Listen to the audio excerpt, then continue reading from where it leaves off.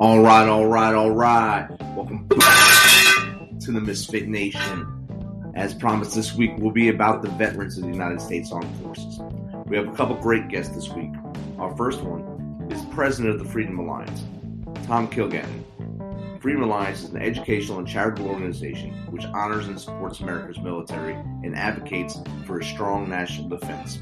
Freedom Alliance saves lives and military marriages by providing recreational, rehabilitation to combat wounded heroes and counseling retreats for military couples. The organization helps troops overcome the wounds of war by providing all-terrain wheelchairs to amputees, donating mortgage-free homes to combat wounded veterans, and shipping care packages to troops while they're deployed overseas, among other projects. In addition, Freedom Alliance has awarded millions of dollars in college scholarships to the sons and daughters of America's heroes who have lost a life or limb for our country. In 2017, Kilgannon was appointed by House Speaker Paul Ryan to the National Commission on Military, National, and Public Service. In its final report, the Commission offered Congress and the President 164 recommendations to improve the Selective Service System, civics education, and ways to foster a greater ethos of service among America's youth. So without further ado, let's get Tom Kilgannon on here.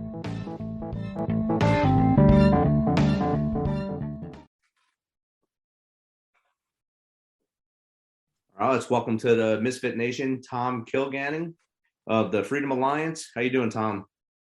Hey, Rich, I'm doing great. Glad to be here. I'm glad that we were linked together via a separate party and get you on here. Seeing that Oliver North actually founded this alliance here. I got to meet Ali in 2004 in Ramadi, Iraq. Great man. That he is. Ali and I go back a long way, and he's a great friend to me, a mentor, and an inspirational leader to so many. So it's an honor to be able to lead the organization that he founded. That's outstanding. So how about you tell us a little bit about your background, and then we'll go into the Freedom Alliance as well.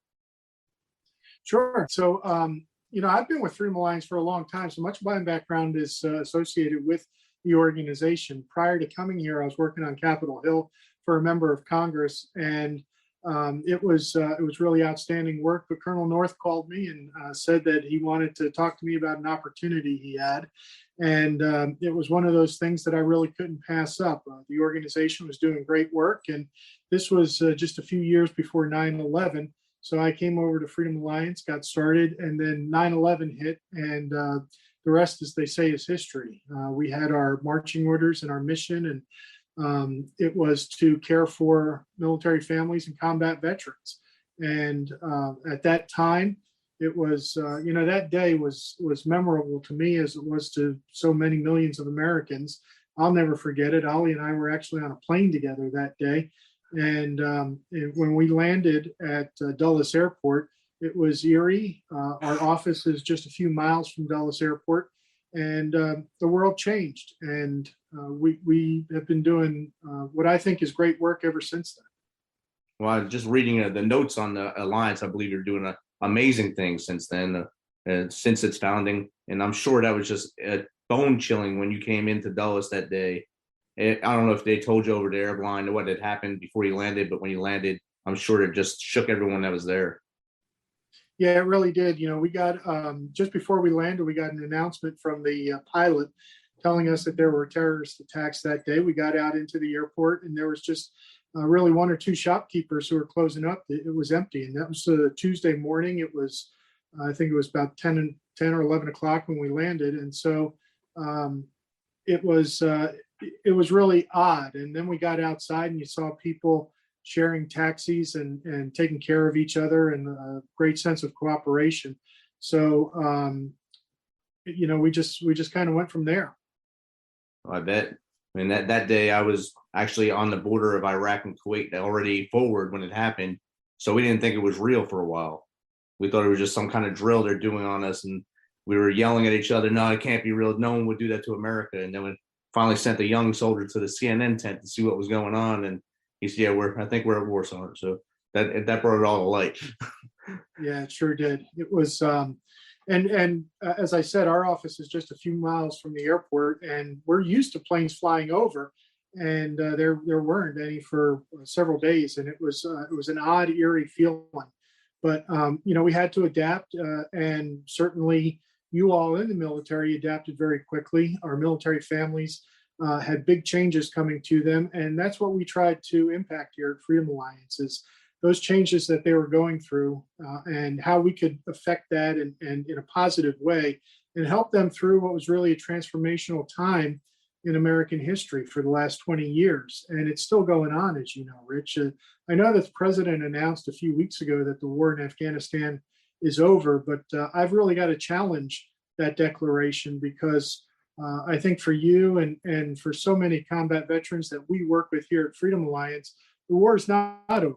As long as veterans are fighting it or remembering it in their hearts and their souls and dealing with the consequences of it, it's not over, and at least not for them. And so we've got to recognize that and understand that when it comes to sending our nation to war and the people who fight those wars for us, we've got to be able to understand what the timeline is. It's not just basic and then deploying and taking care of that. It is the timeline is fulsome in the sense that as long as people are still recuperating, that's part of war as well. Definitely, and that's a right on point with what I see on a daily basis here. I live in a large veteran community here outside of Fort Campbell, Kentucky. So you see all the different levels of where they are in their journey from post service, and like you said, the memories and dealing with PTS or TBI and everything that goes along with it, and trying to keep their family unit together as they move forward. And it's a battle for many men and women that have served now. Yeah, it really is the emotional injury that goes along with it, the moral injury, and that's really what we're dealing with a lot of that right now, and sponsoring a lot of hunting and fishing activities for veterans, bringing them together for the purpose of them being in each other's company, so that they can be accountable to one another, speak to one another, and help each other out, because those are the kinds of things that the VA is just not really very good at addressing. The VA is a big organization. It's a conveyor belt, if you will, an assembly line, and there are a lot of things that they can do and do well. But dealing with the very personal, emotional issues that are associated with with combat and the aftermath, that takes a lot of personalized attention, and that's one of the things that we're addressing quite a bit here at Freedom Alliance.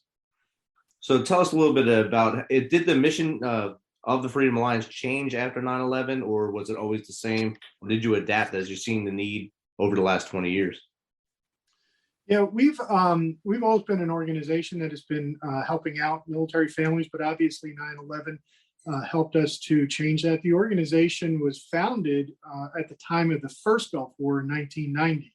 Okay. So we had a number of programs in place, but as you know, that war was it was over in quick fashion, and it was not in the headlines for a very long period of time.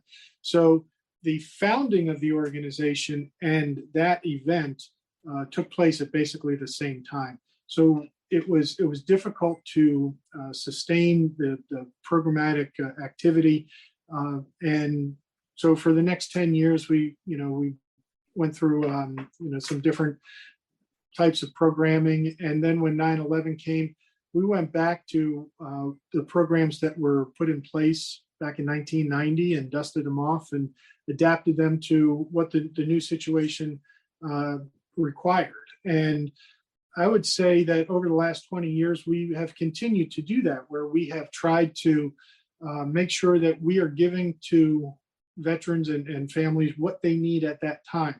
The needs of troops who were deployed in 2001 to 2005 were very different than what the needs were in 2010 to 2015. And so we were constantly doing after action and taking a look at what we were able to provide and what the troops needed, and continue to update our menu of activities and offerings. You're definitely right that it did change from the early days of this conflict till now. Even the 10 and 12 I was in Afghanistan 10, 11, and 12, and Iraq early on, 03, 01, 03, and 04. So that time period, the one call a week or whatever home, and maybe you got some mail. Then 10, 11, 12 was kind of a different animal because they had the burner phones over there. You can buy one of them, call home whenever you want.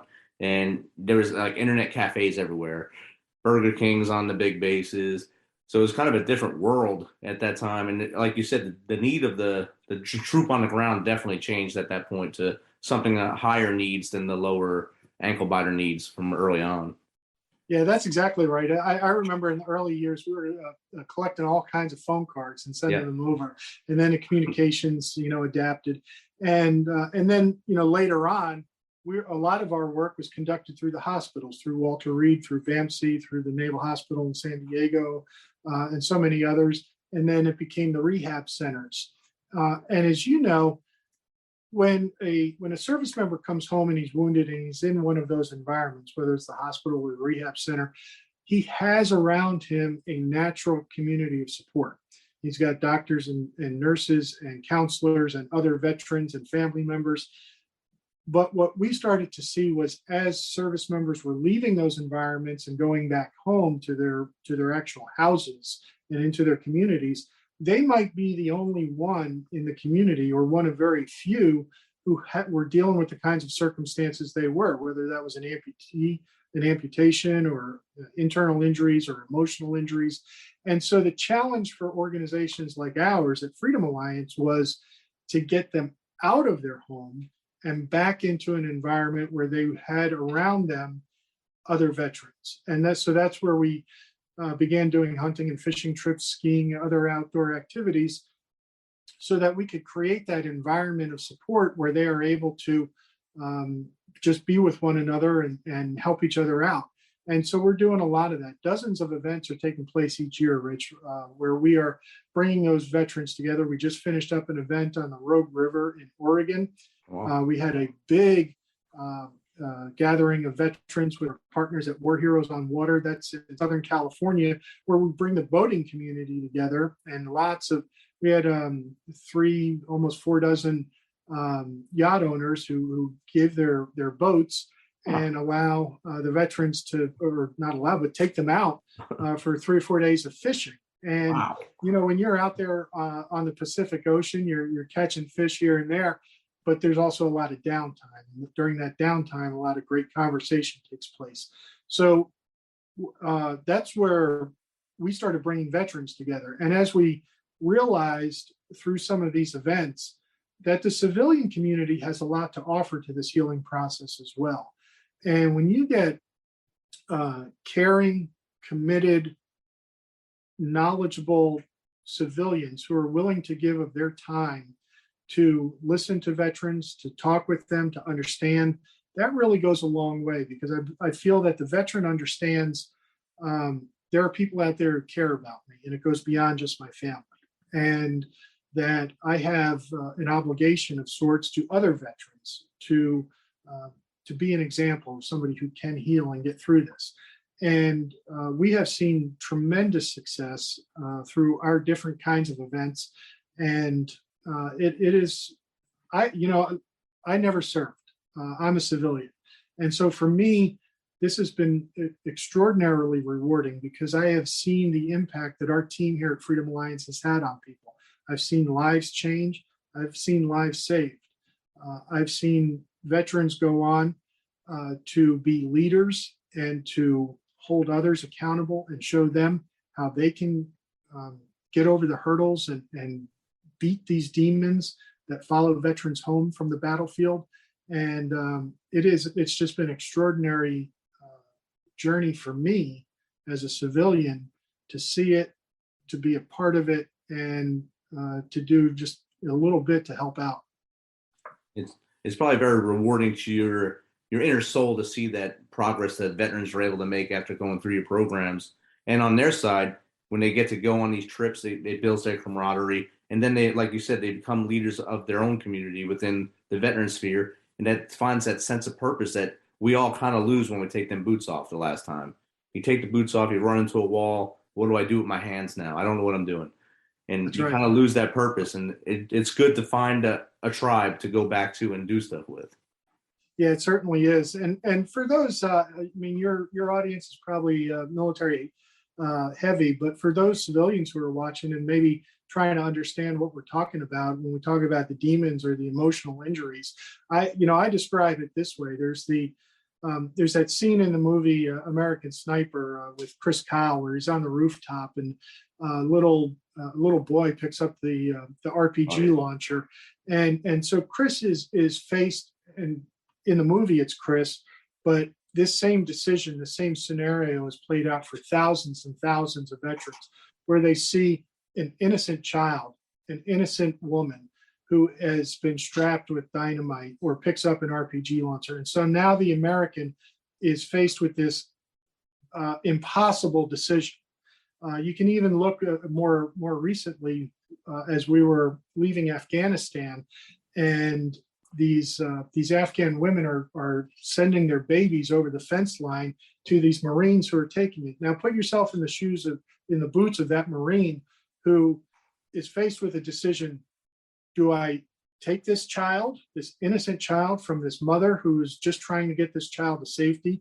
And if I accept this child and hand it off to another Marine, how do I know where it goes? Or if I give it back, what's going to happen to it? And so think about the guilt or the snap decision that has to be made, the impossible situation that they are put in. And those are the kinds of circumstances that play out in their minds, in their hearts, in their souls for many years to come, trying to figure out, did I make the right choice? Why was I put in this decision? Why did I have to be the one who did that? And it is very difficult. And so veterans are struggling with God, with their sense of purpose, and coming back to a society that doesn't fully understand what they've been through, what they've had to do, the kinds of choices they've had to make.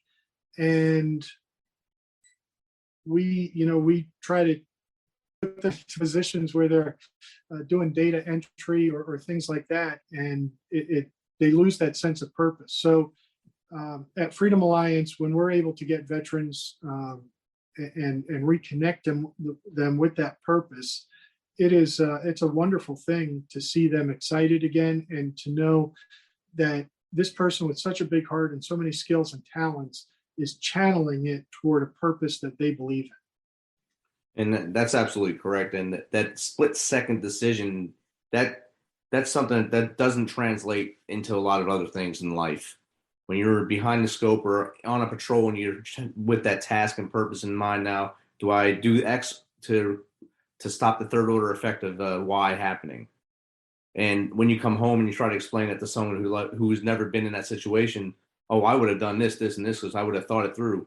You don't have that time to think it through. It's either you or that person at that time, and it's something like you said, we have to live with it for the rest of our lives, or the rest of the time that we have it sitting in our brain housing unit for the rest of the time.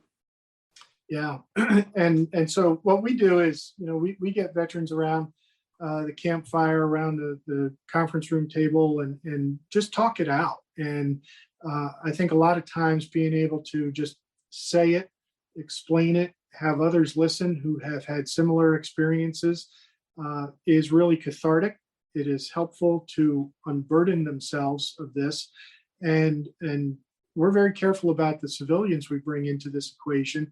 But when they are there, we're asking civilians to help carry that burden as well, and for veterans to understand that we as civilians had our time back here. We didn't have to carry those kinds of burdens, but we want to do our part now to help you through it. And it's something that we've got to come to understand a whole lot better. And I think a lot of people, I describe this, Rich, as emotional injury or moral injury. And I do that because I really feel that what a lot of veterans are going through, it's an issue of the heart and an issue of the soul, not so much an issue of the mind, although that's a part of it. And while it's often described as mental health, I think that's a part of it, but I think the more complete understanding of it is emotion and faith, and I think that's something we've got to come to understand, uh, both in the civilian and in the veteran community. Definitely. It comes down to mind, body, and soul. You have to have solid on each one of them in order to keep moving forward and keep yourself from going into the darkness or having the demons get the better of you as you try to battle through it. And I mean, this time of year is always going to be the hardest for many of the veterans because it goes into this holiday slide and they think, why am I here and not my buddy? Or why did I not get hit that day and why did he get hit and he lost his leg? I should be like him right now. And that weighs heavy on many people's heads. And that's something that you have to get that faith going. You got to keep your mind straight. You got to try to take care of your body as best as possible. What's left of it after you got beat up in the military for X amount of years. That body is a temple when you came in at 18 years old, but as you grow older, it kind of breaks down like a car. And then you have to have soul. You have to have some kind of faith balance in there to help you get to the right things in life. Yeah, that's right. And we talked about Afghanistan earlier and our exit from Afghanistan. I know a lot of veterans are struggling with that, but what I would offer to them is, if you served in Afghanistan, you did your job and you did it well, and you really did make a difference. And there are people in that country who are alive today. There are people who have their fingers and their toes and their tongues because you were there to help them out.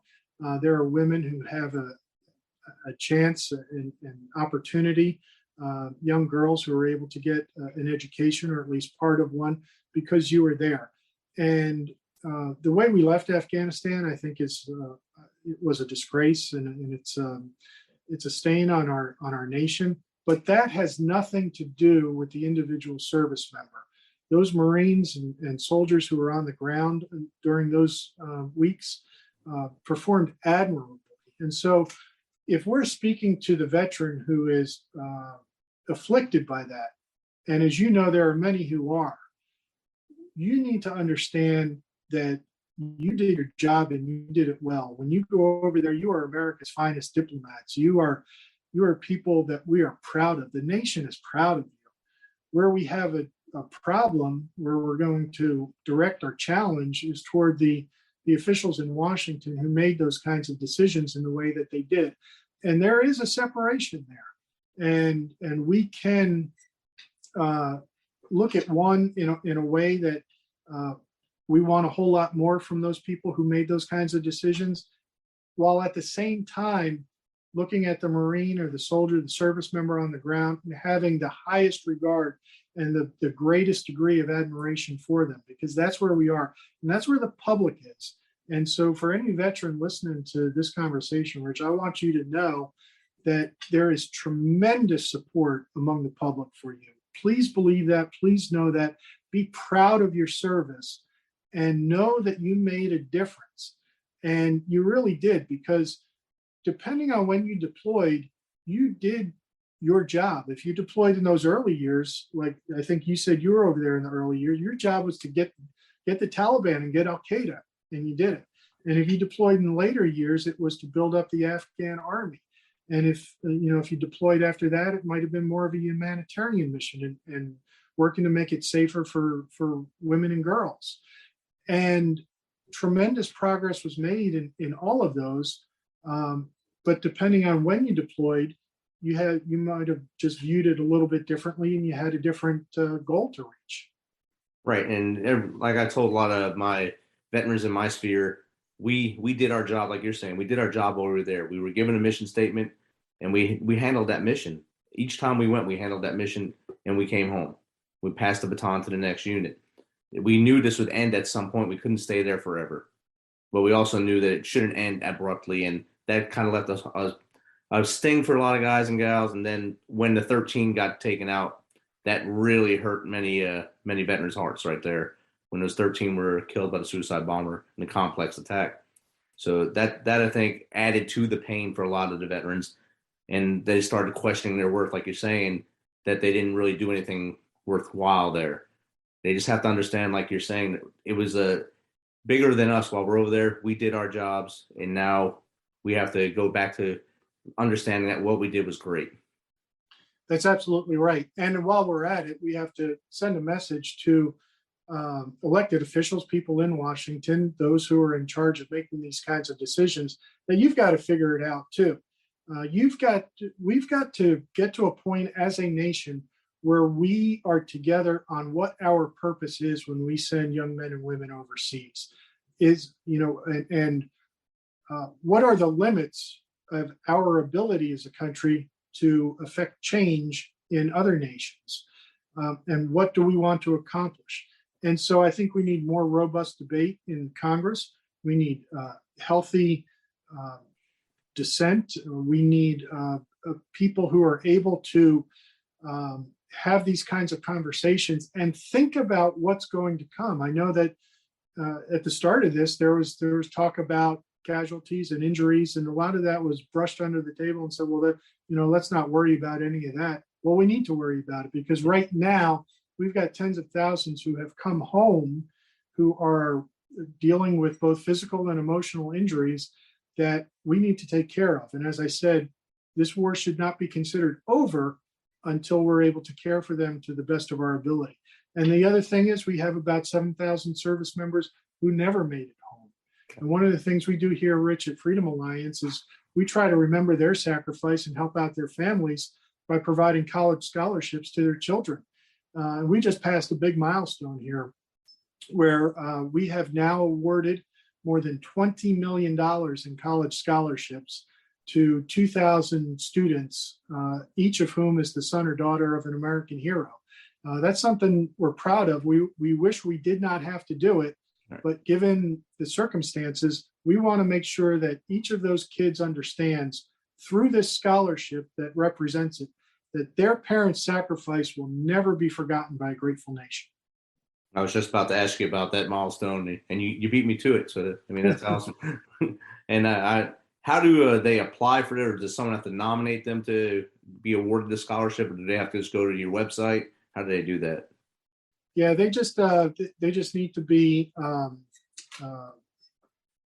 eligible for it, and the way they become eligible is their parent was killed or permanently disabled in military service. So they can go to our website. There's an application there, freedomalliance.org, and they fill out the application. We'll take a look at it, and they're going to obviously provide some paperwork, DD-214s or veterans paperwork, or showing that they lost their parent. And we'll take a look at that, and then we get them the scholarship. Back in 2001, I think we had 12 students on scholarship, and now this year we'll have 600 students on scholarship. We're giving out over almost $2.5 million this year alone. So, what we're trying to do is to make sure that these kids have an opportunity. Every parent wants a college education or a better opportunity for their kids, and military parents are no different. But they go overseas, they make these tremendous sacrifices, and we want to show our appreciation through caring for their kids. Rich, I'll tell you, it's a very similar dynamic among our college students who receive these scholarships that there is to the veterans. If you had a parent who was killed in Afghanistan or Iraq, chances are you don't know in your high school or your college somebody else who's like that. So what we do at Freedom Alliance is bring them together. We have retreats and events where they can get together and know each other. And I'll tell you that friendships form instantaneously because they have that tragic circumstance as a commonality. The tragic bond that brings them together also makes them friends for life almost at that point, once they get to actually see each other and talk to each other. Yeah, it really does. It is wonderful to see the friendships that develop, and these kids they're terrific. They have a lot of reasons to be angry at their country. They have a lot of reasons to be down, but I'd say each one of them is optimistic. They love their country. They're proud of their parents' service. They look forward to the opportunity to get out and get on a stage and speak to, whether it's 10 people or 100 or 500 people, about their dad, or in some cases their mom. Moms are sacrificing too now, and they want to tell about their parent and what their service was like and why they joined the military and what they, as a military brat, learned from those sacrifices and that service. So those are the kinds of opportunities that we're providing at Freedom Alliance, in addition to the scholarship, is bring them together, help them meet one another, and form those friendships where they can be mentors to one another and hold each other accountable. That's outstanding. And the veterans that go on like hunting trips and such, they do the same thing, go through the website, and there's an application for them as well? Absolutely. Through freedomalliance.org, there's an application, fill it out. And we've got a number of, whether it's hunting or fishing trips, that's part of what we do. We're also giving away all-terrain wheelchairs so that amputees can participate in those kinds of activities. We have some vehicles that we give away. We've done a few mortgage-free homes. We also have retreats for married couples, because the dynamics there. And so we're trying to help out in a variety of different ways. So when somebody comes to us, it is not unusual that we'll spend several years with them in helping them out at different stages of their rehabilitation, because we've got different programs to offer. It's outstanding, Tom. I know you're short on time, and you're a busy day, busy man. So it's been great chatting with you, and anything you need from me in the future, let me know. I'll help you out. Well, the pleasure is all mine. Thank you for your service, and God bless to all who are listening and all that you've done for our country. Appreciate you, Tom. Have a good day. Thank you.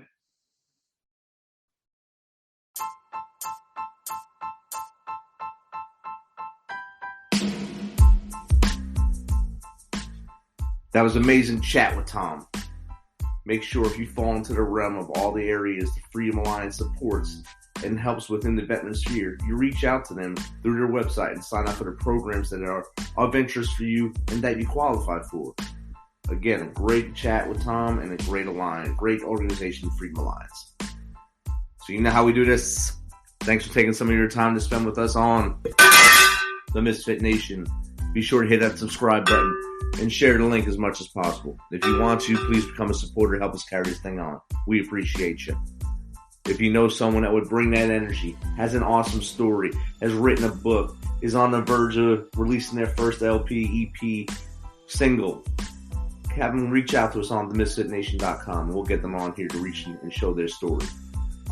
So as always, till next time, be humble, stay hungry, and keep hustling, because we are